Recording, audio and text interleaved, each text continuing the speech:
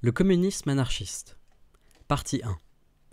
Toute société qui aura rompu avec la propriété privée sera forcée, selon nous, de s'organiser en communisme anarchiste. L'anarchie mène au communisme, et le communisme à l'anarchie, l'un et l'autre n'étant que l'expression de la tendance prédominante des sociétés modernes, la recherche de l'égalité. Il fut un temps où une famille de paysans pouvait considérer le blé qu'elle faisait pousser et les habits de laine tissés dans la chaumière comme des produits de son propre travail. Même alors, cette manière de voir n'était pas tout à fait correcte. Il y avait des routes et des ponts faits en commun, des marais asséchés par un travail collectif et des pâturages communaux enclos de haies que tous entretenaient. Une amélioration dans les métiers à tisser ou dans les modes de teinture des tissus profitait à tous. À cette époque, une famille de paysans ne pouvait vivre qu'à condition de trouver appui, en mille occasions, dans le village, la commune. Mais aujourd'hui, dans cet état de l'industrie où tout s'entrelace et se tient, où chaque branche de la production se sert de toutes les autres, la prétention de donner une origine individualiste aux produits est absolument insoutenable. Si les industries textiles ou la métallurgie ont atteint une étonnante perfection dans les pays civilisés, elles le doivent au développement simultané de 1000 autres industries, grandes et petites. Elles le doivent à l'extension du réseau ferré, à la navigation transatlantique, à l'adresse de millions de travailleurs, à un certain degré de culture générale de toute la classe ouvrière, à des travaux, enfin, exécutés de l'un à l'autre bout du monde. Les Italiens qui mouraient du choléra en creusant le canal de Suez, ou d'ankylosite dans le tunnel du Gothard, et les Américains que les obus fauchaient dans la guerre pour l'abolition de l'esclavage, ont contribué au développement de l'industrie cotonnière en France et en Angleterre, non moins que les jeunes filles qui s'étiolent dans les manufactures de Manchester ou de Rouen, ou que l'ingénieur qui aura fait, d'après la suggestion de tels travailleurs, quelque amélioration dans un métier de tissage. Comment vouloir estimer la part qui revient à chacun des richesses que nous contribuons tous à accumuler ? En nous plaçant à ce point de vue général, synthétique, de la production, nous ne pouvons pas admettre avec les collectivistes qu'une rémunération proportionnelle aux heures de travail fournies par chacun à la production des richesses puisse être un idéal, ou même un pas en avant vers cet idéal. Sans discuter ici si réellement la valeur d'échange des marchandises est mesurée dans la société actuelle par la quantité de travail nécessaire pour les produire, ainsi que l'ont affirmé Smith et Ricardo, dont Marx a repris la tradition, il nous suffira de dire, quitte à y revenir plus tard, que l'idéal collectiviste nous paraît irréalisable dans une société qui considérait les instruments de production comme un patrimoine commun. Basée sur ce principe, elle se verrait forcée d'abandonner sur le champ toute forme de salariat. Nous sommes persuadés que l'individualisme mitigé du système collectiviste ne pourrait exister à côté du communisme partiel de la possession par tous du sol et des instruments de travail. Une nouvelle forme de possession demande une nouvelle forme de rétribution. Une nouvelle forme de production ne pourrait maintenir l'ancienne forme de consommation, comme elle ne pourrait s'accommoder aux anciennes formes d'organisation publique. Le salariat est né de l'appropriation personnelle du sol et des instruments de production par quelques-uns. C'était la condition nécessaire pour le développement de la production capitaliste. Il mourra avec elle, lors même que l'on chercherait à le déguiser sous forme de bons de travail. La possession commune des instruments de travail amènera nécessairement la jouissance en commun des fruits du labeur commun. Nous maintenons, en outre, que le communisme est non seulement désirable, mais que les sociétés actuelles, fondées sur l'individualisme, sont même forcées continuellement de marcher vers le communisme. Le développement de l'individualisme pendant les 3 derniers siècles s'explique surtout par les efforts de l'homme voulant se prémunir contre les pouvoirs du capital et de l'État. Il a cru un moment, et ceux qui formulaient pour lui sa pensée ont prêché qu'il pouvait s'affranchir entièrement de l'État et de la société. Moyennant l'argent, disait-il, je peux acheter tout ce dont j'aurais besoin. Mais l'individu a fait fausse route, et l'histoire moderne le ramène à reconnaître que sans le concours de tous, il ne peut rien, même avec ses coffres forts remplis d'or.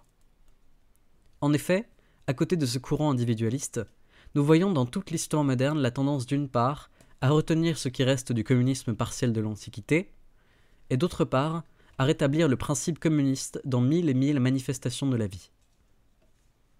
Dès que les communes du Xe, XIe et XIIe siècle eurent réussi à s'émanciper du seigneur laïque ou religieux, elles donnèrent immédiatement une grande extension au travail en commun, à la consommation en commun. La cité, non pas les particuliers, affrétait des navires et expédiait ses caravanes pour le commerce lointain, dont le bénéfice revenait à tous, non aux individus. Elle achetait aussi des provisions pour ses habitants. Les traces de ces institutions se sont maintenues jusqu'au XIXe siècle, et les peuples en conservent pieusement le souvenir dans leurs légendes. Tout cela a disparu. Mais la commune rurale lutte encore pour maintenir les derniers vestiges de ce communisme, et elle y réussit, tant que l'État ne vient pas jeter son glaive pesant dans la balance. En même temps, de nouvelles organisations basées sur le même principe, à chacun selon ses besoins, surgissent sous 1000 aspects divers. Car, sans une certaine dose de communisme, les sociétés actuelles ne sauraient vivre. Malgré le tour étroitement égoïste donné aux esprits par la production marchande, la tendance communiste se révèle à chaque instant et pénètre dans nos relations sous toutes les formes. Le pont, dont le passage était payé autrefois par les passants, est devenu monument public. La route pavée, que l'on payait jadis à tant la lieue, n'existe plus qu'en Orient. Les musées, les bibliothèques libres, les écoles gratuites, les repas communs des enfants, les parcs et jardins ouverts à tous, les rues pavées et éclairées, libres à tout le monde, l'eau envoyée à domicile avec tendance générale à ne pas tenir compte de la quantité consommée, autant d'institutions fondées sur le principe « prenez ce qu'il vous faut ». Les tramways et les voies ferrées introduisent déjà le billet d'abonnement mensuel ou annuel, sans tenir compte du nombre des voyages. Et récemment, toute une nation, la Hongrie, a introduit sur son réseau de chemins de fer le billet par zone, qui permet de parcourir 500 ou 1000 km pour le même prix. Il n'y a pas loin de là au prix uniforme, comme celui du service postal. Dans toutes ces innovations et 1000 autres, la tendance est de ne pas mesurer la consommation. Un tel veut parcourir 1000 lieues et tel autre 500 seulement. Ce sont là des besoins personnels, et il n'y a aucune raison de faire payer l'un 2 fois plus que l'autre parce qu'il est 2 fois plus intense. Voilà les phénomènes qui se montrent jusque dans nos sociétés individualistes. La tendance, si faible soit-elle encore, est en outre de placer les besoins de l'individu au-dessus de l'évaluation des services qu'il a rendus ou qu'il rendra un jour à la société. On arrive à considérer la société comme un tout, dont chaque partie est si intimement liée aux autres que le service rendu à tel individu est un service rendu à tous. Quand vous allez dans une bibliothèque publique, pas à la Bibliothèque nationale de Paris par exemple, mais disons celle de Londres ou de Berlin, le bibliothécaire ne vous demande pas quel service vous avez rendu à la société pour vous donner le bouquin, ou les 50 bouquins que vous lui réclamez, et il vous aide au besoin si vous ne savez pas les trouver dans le catalogue. Moyennant un droit d'entrée uniforme, et très souvent c'est une contribution au travail que l'on préfère, la société scientifique ouvre ses musées, ses jardins, sa bibliothèque, ses laboratoires, ses fêtes annuelles, à chacun de ses membres, qu'il soit un Darwin ou un simple amateur. À Pétersbourg, si vous poursuivez une invention, vous allez dans un atelier spécial où l'on vous donne une place, un établi de menuisier, une tour de mécanicien, tous les outils nécessaires, tous les instruments de précision, pourvu que vous sachiez les manier, et on vous laisse travailler tant que cela vous plaira. Voilà les outils. Intéressez des amis à votre idée, associez-vous à d'autres camarades de divers métiers si vous ne préférez travailler seul, inventez la machine d'aviation, ou n'inventez rien, c'est votre affaire. Une idée vous entraîne, cela suffit.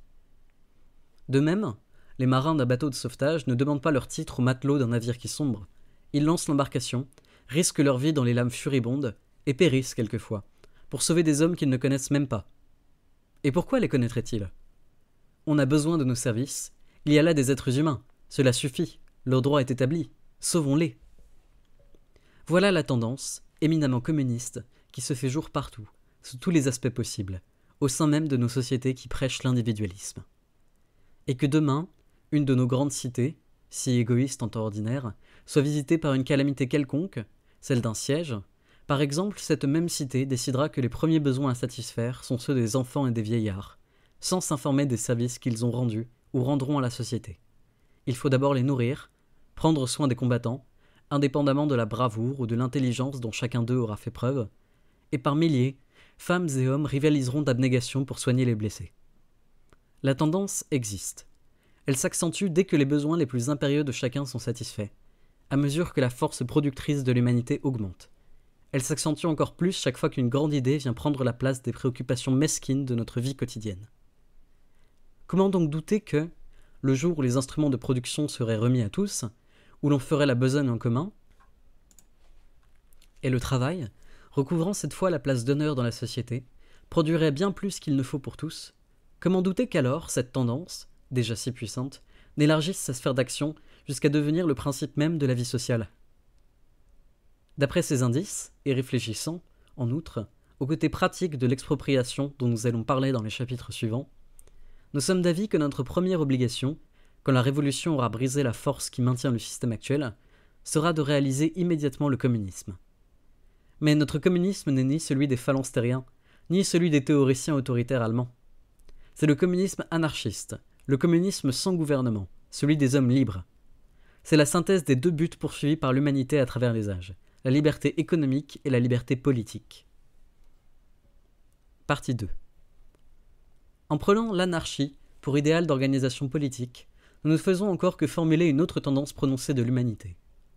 Chaque fois que la marche du développement des sociétés européennes l'a permis, elle secouait le joug de l'autorité et ébauchait un système basé sur les principes de la liberté individuelle. Et nous voyons dans l'histoire que les périodes durant lesquelles les gouvernements furent ébranlés, à la suite de révoltes partielles ou générales, ont été des époques de progrès soudain sur le terrain économique et intellectuel. Tantôt c'est l'affranchissement des communes, dont les monuments, fruits du travail libre d'associations libres, n'ont jamais été surpassés depuis. Tantôt c'est le soulèvement des paysans qui fit la réforme et mit en péril la papauté. Tantôt c'est la société, libre un moment, que créèrent de l'autre côté de l'Atlantique les mécontents venus de la vieille Europe. Et si nous observons le développement présent des nations civilisées, nous y voyons, à ne pas s'y méprendre, un mouvement de plus en plus accusé pour limiter la sphère d'action du gouvernement et laisser toujours plus de liberté à l'individu. C'est l'évolution actuelle, gênée, il est vrai, par le fatras d'institutions et de préjugés hérités du passé. Comme toutes les évolutions, elle n'attend que la révolution pour renverser les vieilles masures qui lui font obstacle, pour prendre un libre essor dans la société régénérée. Après avoir tenté longtemps, vainement, de résoudre ce problème insoluble, celui de se donner un gouvernement qui puisse contraindre l'individu à l'obéissance sans toutefois cesser d'obéir lui-même à la société, l'humanité s'essaye à se délivrer de toute espèce de gouvernement et à satisfaire ses besoins. L'organisation par la libre entente entre individus et groupes poursuivant le même but. L'indépendance de chaque minime unité territoriale devient un besoin pressant. Le commun accord remplace la loi et par-dessus les frontières, règle les intérêts particuliers en vue d'un but général. Tout ce qui fut jadis considéré comme fonction du gouvernement lui est disputé aujourd'hui. On s'arrange plus facilement et mieux sans son intervention. En étudiant les progrès faits dans cette direction, nous sommes amenés à conclure que l'humanité tend à réduire à zéro l'action des gouvernements, c'est-à-dire à abolir l'État, cette personnification de l'injustice, de l'oppression et du monopole. Nous pouvons déjà entrevoir un monde où l'individu, cessant d'être lié par des lois, n'aura que des habitudes sociales, résultat du besoin éprouvé par chacun d'entre nous de chercher l'appui, la coopération, la sympathie de ses voisins. Certainement, l'idée d'une société sans État suscitera, pour le moins, autant d'objections que l'économie politique d'une société sans capital privé. Tous nous avons été nourris de préjugés sur les fonctions providentielles de l'État. Toute notre éducation, depuis l'enseignement des traditions romaines jusqu'au code de Byzance que l'on étudie sous le nom de droit romain, et les sciences diverses professées dans les universités, nous habituent à croire au gouvernement et aux vertus de l'État-providence. Des systèmes de philosophie ont été élaborés et enseignés pour maintenir ce préjugé. Les théories de la loi sont rédigées dans le même but. Toute la politique est basée sur ce principe, et chaque politicien, quelle que soit sa nuance, vient toujours dire au peuple « Donnez-moi le pouvoir, je peux vous affranchir des misères qui pèsent sur vous. » Du berceau au tombeau, tous nos agissements sont dirigés par ce principe. Ouvrez n'importe quel livre de sociologie, de jurisprudence, vous y trouverez toujours le gouvernement, son organisation, ses actes, prenant une place si grande que nous nous habituons à croire qu'il n'y a rien en dehors du gouvernement et des hommes d'État. La même leçon est répétée sur tous les tons par la presse. Des colonnes entières sont consacrées aux débats des parlements, aux intrigues des politiciens. C'est à peine si la vie quotidienne, immense d'une nation, s'y fait jour dans les quelques lignes traitant un sujet économique, à propos d'une loi, ou dans les faits divers par l'intermédiaire de la police. Et quand vous lisez ces journaux, vous ne pensez guère au nombre incalculable d'êtres, toute l'humanité, pour ainsi dire, qui grandissent et qui meurent, qui connaissent les douleurs, qui travaillent et consomment, pensent et créent. Par-delà ces quelques personnages encombrants que l'on a magnifiés jusqu'à leur faire cacher l'humanité, de leurs ombres, grossies par notre ignorance.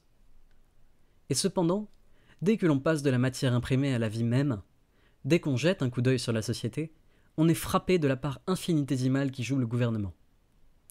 Balzac avait déjà remarqué combien de millions de paysans restent leur vie entière sans rien connaître de l'État, sauf les lourds impôts qu'ils lui sont forcés de payer.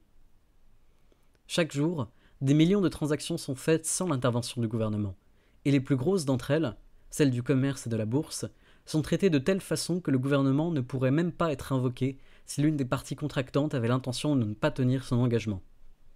Parlez à un homme qui connaît le commerce, et il vous dira que les échanges opérés chaque jour entre les commerçants seraient d'une impossibilité absolue s'ils n'étaient basés sur la confiance mutuelle. L'habitude de tenir parole, le désir de ne pas perdre son crédit suffisent amplement pour maintenir cette honnêteté relative, l'honnêteté commerciale.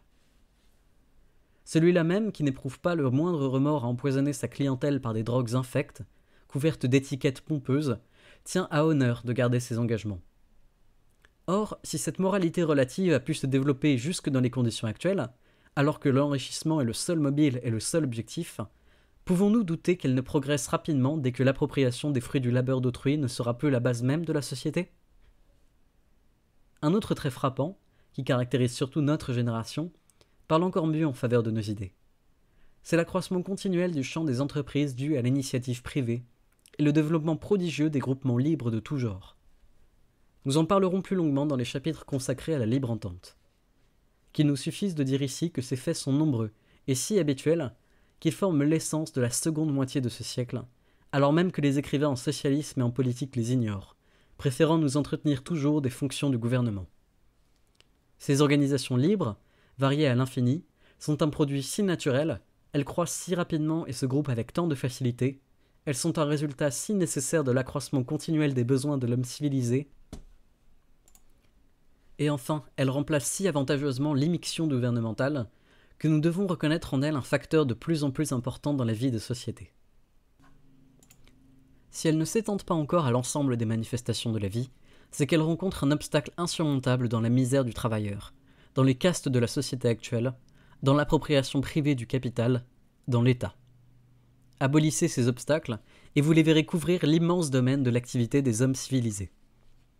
L'histoire des 50 dernières années a fourni la preuve vivante de l'impuissance du gouvernement représentatif à s'acquitter des fonctions dont on a voulu l'affubler. On citera un jour le XIXe siècle comme la date de l'avortement du parlementarisme.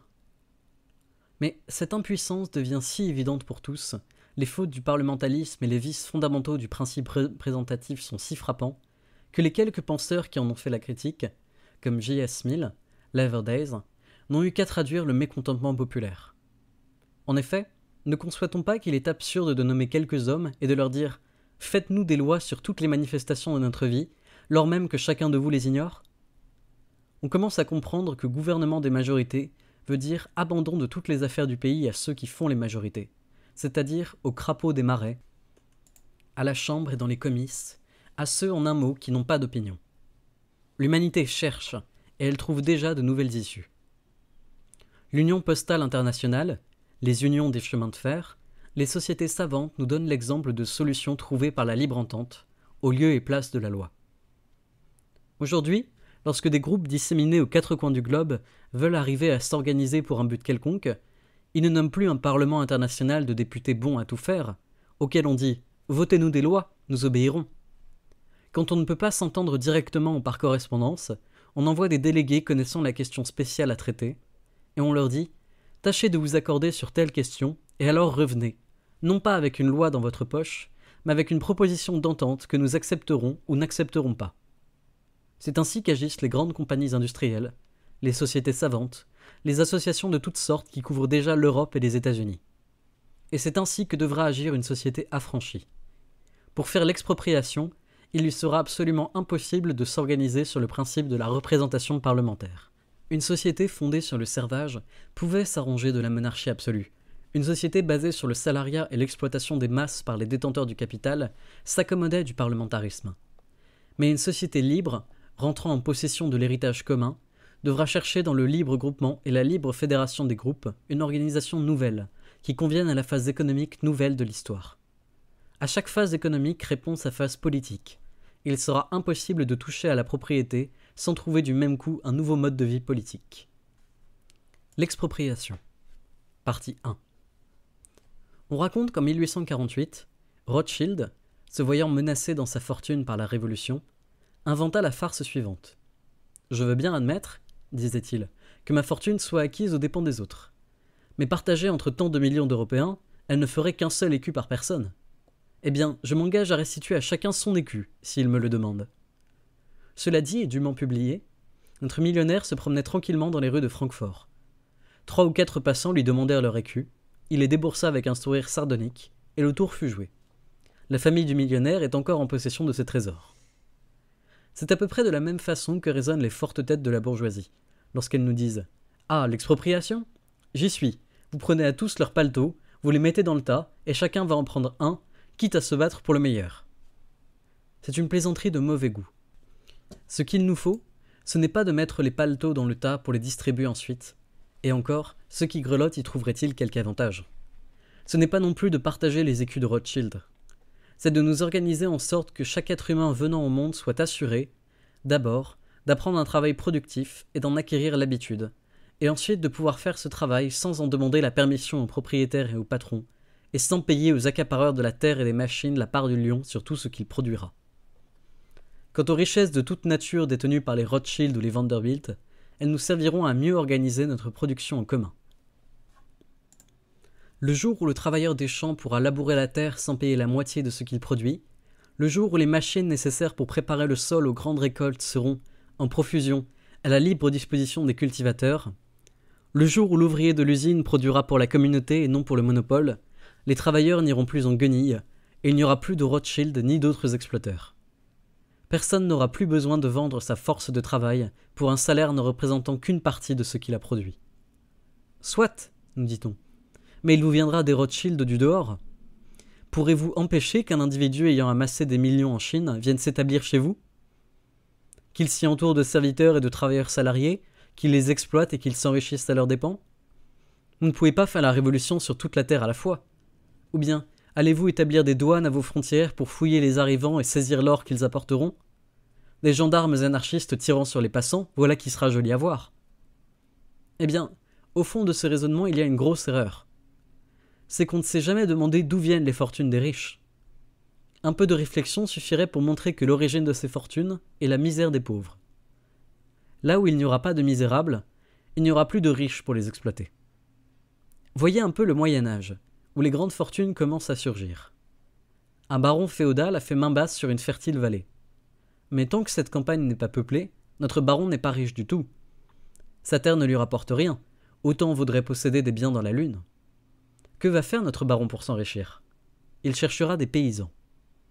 Cependant, si chaque agriculteur avait un lopin de terre libre de toute redevance, s'il avait, en outre, les outils et le bétail nécessaires pour le labour, qui donc irait défricher les terres du baron ? Chacun resterait chez soi. Mais il y a des populations entières de misérables. Les uns ont été ruinés par les guerres, les sécheresses, les pestes. Ils n'ont ni cheval ni charrue. Le fer était coûteux au Moyen-Âge, plus coûteux encore le cheval de labour. Tous les misérables cherchent de meilleures conditions.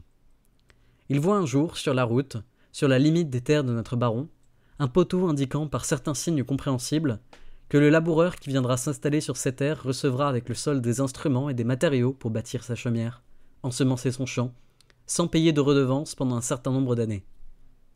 Ce nombre d'années est marqué par autant de croix sur le poteau frontière, et le paysan comprend ce que signifient ces croix. Alors les misérables affluent sur les terres du baron. Ils tracent des routes, dessèchent les marais, créent des villages.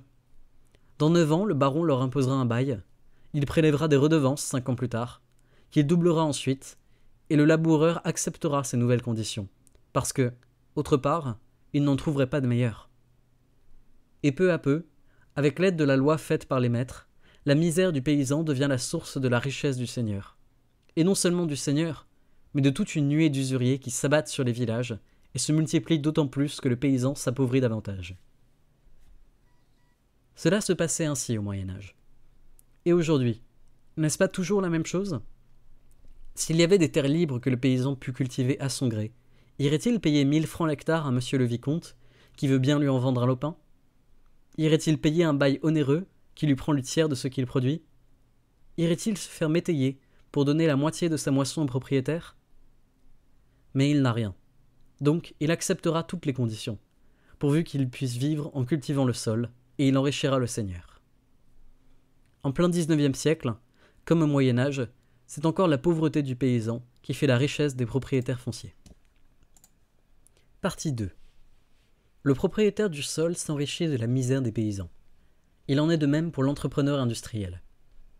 Voilà un bourgeois qui, d'une manière ou d'une autre, se trouve posséder un magot de 500 000 francs. Il peut certainement dépenser son argent à raison de 50 000 francs par an, très peu de choses au fond, avec le luxe fantaisiste, insensé que nous voyons de nos jours.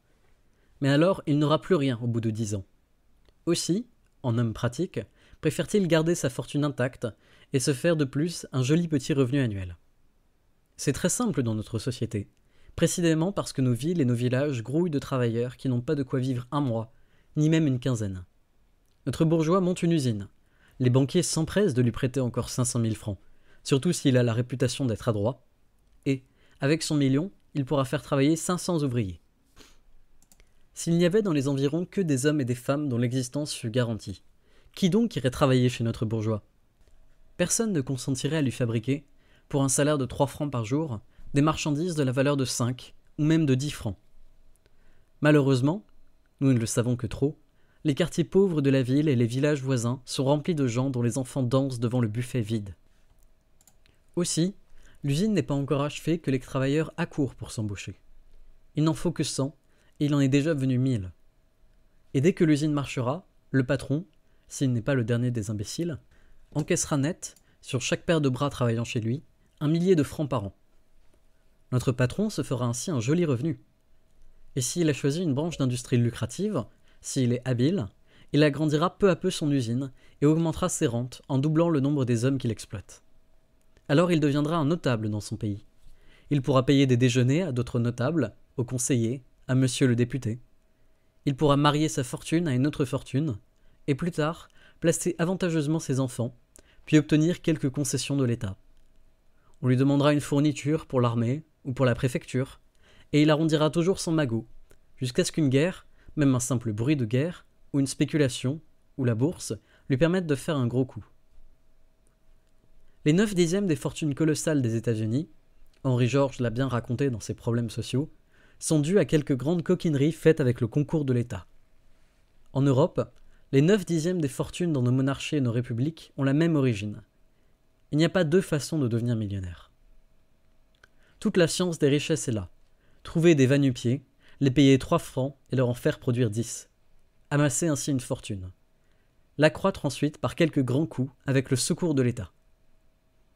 Faut-il encore parler des petites fortunes attribuées par les économistes à l'épargne, tandis que l'épargne, elle-même, ne rapporte rien, tandis que les sous épargnés ne sont pas employés à exploiter les mœurs de faim. Voici un cordonnier. Admettons que son travail soit bien payé, qu'il ait une bonne clientèle et qu'à force de privation, il soit parvenu à mettre de côté 2 francs par jour, 50 francs par mois. Admettons que notre cordonnier ne soit jamais malade, qu'il mange à sa faim, malgré sa rage pour l'épargne, et qu'il ne se marie pas, ou qu'il n'ait pas d'enfant, qu'il ne mourra pas de phtisie. Admettons tout ce que vous voulez. Eh bien, à l'âge de 50 ans, il n'aura pas mis de côté 15 000 francs, et il n'aura pas de quoi vivre pendant sa vieillesse, lorsqu'il sera incapable de travailler. Certes, ce n'est pas ainsi que s'amassent les fortunes. Mais voici un autre cordonnier. Dès qu'il aura mis quelques sous de côté, il les portera soigneusement à la caisse d'épargne, et celle-ci les prêtera au bourgeois qui est en train de monter une exploitation de va-nu-pieds. Puis il prendra un apprenti, l'enfant d'un misérable, qui s'estimera heureux si au bout de 5 ans, son fils apprend le métier et parvint à gagner sa vie. L'apprenti rapportera à notre cordonnier, et si celui a de la clientèle, il s'empressera de prendre un second, puis un 3e élève. Plus tard, il aura 2 ou 3 ouvriers, des misérables, heureux de toucher 3 francs par jour pour un travail qui en vaut 6. Et si notre cordonnier a la chance, c'est-à-dire s'il est assez malin, ses ouvriers et ses apprentis lui rapporteront une 20aine de francs par jour, en plus de son propre travail. Il pourra agrandir son entreprise, il s'enrichira peu à peu et n'aura pas besoin de se priver du strict nécessaire. Il laissera à son fils un petit magot. Voilà ce que l'on appelle faire de l'épargne, avoir des habitudes de sobriété. Au fond, c'est tout bonnement exploiter des mœurs de faim. Le commerce semble faire exception à la règle. Tel homme, nous dira-t-on, achète du thé en Chine, l'importe en France et réalise un bénéfice de 30% sur son argent. Il n'a exploité personne. Et cependant, le cas est analogue. Si notre homme avait transporté le thé sur son dos, à la bonne heure. Jadis, aux origines du Moyen-Âge, c'est précisément de cette manière qu'on faisait le commerce. Aussi ne parvenait-on jamais aux étourdissantes fortunes de nos jours, à peine si le marchand d'alors mettait de côté quelques écus après un voyage pénible et dangereux. C'était moins la soif du gain que le goût des voyages et des aventures qui le poussait à faire le commerce. Aujourd'hui, la méthode est plus simple. Le marchand qui possède un capital n'a pas besoin de bouger de son comptoir pour s'enrichir. Il télégraphie à un commissionnaire l'ordre d'acheter 100 tonnes de thé, il affrète un navire, et en quelques semaines, en 3 mois si c'est un voilier, le navire lui aura porté sa cargaison. Il ne court même pas les risques de la traversée, puisque son thé et son navire sont assurés. Et s'il a dépensé 100 000 francs, il en touchera 130, à moins qu'il n'ait voulu spéculer sur quelques marchandises nouvelles, auquel cas il risque soit de doubler sa fortune, soit de la perdre entièrement. Mais comment a-t-il pu trouver des hommes qui se sont décidés à faire la traversée, aller en Chine et revenir, travailler dur, supporter des fatigues, risquer leur vie pour un maigre salaire? Comment a-t-il pu trouver dans les docks des chargeurs et des déchargeurs, qu'ils payaient juste de quoi ne pas les laisser mourir de faim pendant qu'ils travaillent? Comment? Parce qu'ils sont misérables. Allez dans un port de mer, visitez les cafés sur la plage, observez ces hommes qui viennent se faire embaucher, se battant aux portes des docks qu'ils assiègent dès l'aube pour être admis à travailler sur les navires. Voyez ces marins, heureux d'être engagés pour un voyage lointain, après des semaines et des mois d'attente. Toute leur vie, ils ont passé de navire en navire, et ils en monteront encore d'autres, jusqu'à ce qu'ils périssent un jour dans les flots. Entrez dans leur chaumière, considérez ces femmes et ces enfants en haillons, qui vivent on ne sait comment en attendant le retour du Père, et vous aurez aussi la réponse. Multipliez les exemples, choisissez-les au bout vous semble, méditez sur l'origine de toutes les fortunes, grandes ou petites, qu'elles viennent du commerce, de la banque, de l'industrie ou du sol. Partout, vous constaterez que la richesse des uns est faite de la misère des autres. Une société anarchiste n'a pas à craindre le Rothschild inconnu qui viendrait tout à coup s'établir dans son sein.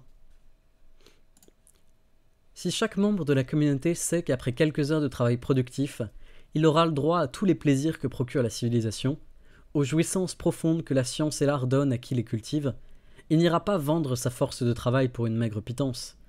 Personne ne s'offrira pour enrichir le Rothschild en question. Ces écus seront des pièces de métal, utiles pour divers usages, mais incapables de faire des petits. En répondant à l'objection précédente, nous avons en même temps déterminé les limites de l'expropriation. L'expropriation doit porter sur tout ce qui permet à qui que ce soit, banquier, industriel ou cultivateur, de s'approprier le travail d'autrui. La formule est simple et compréhensible. Nous ne voulons pas dépouiller chacun de son paletot, mais nous voulons rendre aux travailleurs tout ce qui permet à n'importe qui de les exploiter. Et nous ferons tous nos efforts pour que personne ne manquant de rien, il n'y ait pas un seul homme qui soit forcé de vendre ses bras pour exister, lui et ses enfants. Voilà comment nous entendons l'expropriation et notre devoir pendant la Révolution, dont nous espérons l'arrivée, non dans 200 ans d'ici, mais dans un avenir prochain. Partie 3. L'idée anarchiste en général, et celle d'expropriation en particulier, trouve beaucoup plus de sympathie qu'on ne le pense, parmi les hommes indépendants de caractère, et ceux pour lesquels l'oisiveté n'est pas l'idéal suprême. Cependant, nous disent souvent nos amis, gardez-vous d'aller trop loin. Puisque l'humanité ne se modifie pas en un jour, ne marchez pas trop vite dans vos projets d'expropriation et d'anarchie. Vous risqueriez de ne rien faire de durable. Eh bien, ce que nous craignons, en fait d'expropriation, ce n'est nullement d'aller trop loin. Nous craignons, au contraire, que l'expropriation se fasse sur une échelle trop petite pour être durable, que l'élan révolutionnaire s'arrête à mi-chemin, qu'il s'épuise en demi-mesure qui ne saurait contenter personne, et qui, tout en produisant un bouleversement formidable dans la société et un arrêt de ses fonctions, ne serait cependant pas viable, sèmerait le mécontentement général et amènerait fatalement le triomphe de la réaction. Il y a, en effet, dans nos sociétés, des rapports établis qu'il est matériellement impossible de modifier si on y touche seulement en partie. Les divers rouages de notre organisation économique sont si intimement liés entre eux qu'on ne peut modifier un seul sans les modifier dans leur ensemble. On s'en apercevra dès qu'on voudra exproprier quoi que ce soit. Supposons en effet que dans une région quelconque il se fasse une expropriation limitée. Qu'on se borne, par exemple, à exproprier les grands seigneurs fonciers, sans toucher aux usines, comme le demandait naguère Henri-Georges, que dans telle ville on exproprie les maisons, sans mettre en commun les denrées, ou que dans telle région industrielle on exproprie les usines, sans toucher aux grandes propriétés foncières. Le résultat sera toujours le même. Bouleversement immense de la vie économique, sans les moyens de réorganiser cette vie économique sur des bases nouvelles. Arrêt de l'industrie et de l'échange, sans le retour au principe de justice.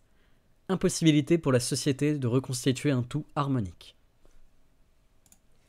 Si l'agriculteur s'affranchit du grand propriétaire foncier, sans que l'industrie s'affranchisse du capitaliste industriel, du commerçant et du banquier, il n'y aura rien de fait. Le cultivateur souffre aujourd'hui, non seulement d'avoir à payer des rentes aux propriétaires du sol, mais il pâtit de l'ensemble des conditions actuelles. Il pâtit de l'impôt prélevé sur lui par l'industriel, qui lui fait payer 3 francs une bêche ne valant, comparé au travail de l'agriculteur, que 15 sous. Des taxes prélevées par l'État, qui ne peut exister sans une formidable hiérarchie de fonctionnaires, des frais d'entretien de l'armée que maintient l'État, parce que les industriels de toutes les nations sont en lutte perpétuelle pour les marchés, et que chaque jour, la guerre peut éclater à la suite d'une querelle survenue pour l'exploitation de telle partie de l'Asie ou de l'Afrique. L'agriculteur souffre de la dépopulation des campagnes, dont la jeunesse est entraînée vers les manufactures des grandes villes, soit par l'appât de salaires plus élevés, payés temporairement par les producteurs des objets de luxe, soit par les agréments d'une vie plus mouvementée. Il souffre encore de la protection artificielle de l'industrie, de l'exploitation marchande des pays voisins, de l'agiotage, de la difficulté d'améliorer le sol et perfectionner l'outillage, etc. Bref, l'agriculteur souffre, non seulement de la rente, mais de l'ensemble des conditions de nos sociétés basées sur l'exploitation. Et lors même que l'expropriation permettra à tous de cultiver la terre et la faire valoir sans payer de rentes à personne, l'agriculture, lors même qu'elle aurait un moment de bien-être, ce qui n'est pas encore prouvé, retomberait bientôt dans le marasme où elle se trouve aujourd'hui. Tout serait à recommencer, avec de nouvelles difficultés en plus. De même pour l'industrie. Remettez demain les usines aux travailleurs. Faites ce que l'on a fait pour un certain nombre de paysans qu'on a rendus propriétaires du sol. Supprimez le patron, mais laissez la terre aux seigneurs, l'argent aux banquiers, la bourse aux commerçants. Conservez dans la société cette masse d'oisifs qui vivent du travail de l'ouvrier, maintenez les 1000 intermédiaires, l'État avec ses fonctionnaires innombrables, et l'industrie ne marchera pas. Ne trouvant pas d'acheteurs dans la masse des paysans restés pauvres, ne possédant pas la matière première et ne pouvant exporter ses produits, en partie à cause de l'arrêt du commerce et surtout par l'effet de la décentralisation des industries, elle ne pourra que végéter, en abandonnant les ouvriers sur le pavé, et ces bataillons d'affamés seront prêts à se soumettre au premier intrigant venu, ou même à retourner vers l'ancien régime, pourvu qu'ils leur garantissent la main-d'œuvre. Ou bien enfin, expropriez les seigneurs de la terre et rendez l'usine aux travailleurs, mais sans toucher à ces nuées d'intermédiaires qui spéculent aujourd'hui sur les farines et les blés, sur la viande et les épices dans les grands centres, en même temps qu'ils écoulent les produits de nos manufactures. Eh bien, lorsque l'échange s'arrêtera et que les produits ne circuleront plus, lorsque Paris manquera de pain et que Lyon ne trouvera pas d'acheteurs pour ses soies, la réaction reviendra terrible, marchant sur les cadavres, promenant la mitrailleuse dans les villes et les campagnes, faisant des orgies d'exécution et de déportation, comme elle l'a fait en 1815, en 1848 et en 1871. Tout se tient dans nos sociétés, et il est impossible de réformer quoi que ce soit sans ébranler l'ensemble. Du jour où l'on frappera la propriété privée sous une de ses formes, foncière ou industrielle, on sera forcé de la frapper sous toutes les autres. Le succès même de la Révolution l'imposera. D'ailleurs, le voudrait-on, on ne pourrait pas se borner à une expropriation partielle. Une fois que le principe de la sainte propriété sera ébranlé, les théoriciens n'empêcheront pas qu'elle soit détruite, ici par les serfs de la glèbe et là par les serfs de l'industrie. Si une grande ville, Paris par exemple, met seulement la main sur les maisons ou sur les usines, elle sera amenée par la force même des choses à ne plus reconnaître aux banquiers le droit de prélever sur la commune 50 millions d'impôts sous forme d'intérêts pour des prêts antérieurs. Elle sera obligée de se mettre en rapport avec des cultivateurs, et forcément elle les poussera à s'affranchir des possesseurs du sol. Pour pouvoir manger et produire, il lui faudra exproprier les chemins de fer. Enfin, pour éviter le gaspillage de denrées, pour ne pas rester, comme la commune de 1793, à la merci des accapareurs de blé, elle remettra aux citoyens même le soin d'approvisionner leurs magasins de denrées et de répartir les produits. Cependant, quelques socialistes ont encore cherché à établir une distinction. Qu'on exproprie le sol, le sous-sol, l'usine, la manufacture, nous le voulons bien, disait-il. Ce sont des instruments de production, et il serait juste d'y voir une propriété publique. Mais il y a, outre cela, les objets de consommation, la nourriture, le vêtement, l'habitation, qui doivent rester propriété privée. Le bon sens populaire a eu raison de cette distinction subtile. En effet, nous ne sommes pas des sauvages pour vivre dans la forêt sous un abri de branches. Il faut une chambre, une maison, un lit, un poêle à l'Européen qui travaille. Le lit, la chambre, la maison sont des lieux de fainéantise pour celui qui ne produit rien. Mais pour le travailleur, une chambre chauffée et éclairée est aussi bien un instrument de production que la machine ou l'outil. C'est le lieu de restauration de ses muscles et de ses nerfs, qui s'useront demain au travail. Le repos du producteur, c'est la mise en train de la machine. C'est encore plus évident pour la nourriture. Les prétendus économistes dont nous parlons ne se sont jamais avisés de dire que le charbon brûlé dans une machine ne doivent pas être rangés parmi les objets aussi nécessaires à la production que la matière première. Comment se fait-il donc que la nourriture, sans laquelle la machine humaine ne saurait dépenser le moindre effort, puisse être exclue des objets indispensables au producteur ? Serait-ce un reste de métaphysique religieuse ? Le repas copieux et raffiné du riche est bien une consommation de luxe. Mais le repas du producteur est un des objets nécessaires à la production, au même titre que le charbon brûlé par la machine à vapeur. Même chose pour le vêtement, car si les économistes qui font cette distinction entre les objets de production et ceux de consommation portaient le costume des sauvages de la Nouvelle-Guinée, nous comprendrions ces réserves. Mais des gens qui ne sauraient écrire une ligne sans avoir une chemise sur le dos sont mal placés pour faire une si grande distinction entre leurs chemises et leurs plumes. Et si les robes pimpantes de leurs dames sont bien des objets de luxe, cependant il y a une certaine quantité de toile, de cotonnade et de laine dont le producteur ne peut se passer pour produire. La blouse et les souliers, sans lesquels un travailleur serait gêné de se rendre à son travail, la veste qu'il endossera la journée finie, sa casquette, lui sont aussi nécessaires que le marteau et l'enclume. Qu'on le veuille, ou qu'on ne le veuille pas, c'est ainsi que le peuple entend la révolution. Dès qu'il aura balayé les gouvernements, il cherchera avant tout à s'assurer un logement salubre, une nourriture suffisante et le vêtement, sans payer tribut. Et le peuple aura raison. Sa manière d'agir sera infiniment plus conforme à la science que celle des économistes qui font tant de distinctions entre l'instrument de production et les articles de consommation. Il comprendra que c'est précisément par là que la révolution doit commencer. Et il jettera les fondements de la seule science économique qui puisse réclamer le titre de science et qu'on pourrait qualifier étude des besoins de l'humanité et des moyens économiques de les satisfaire.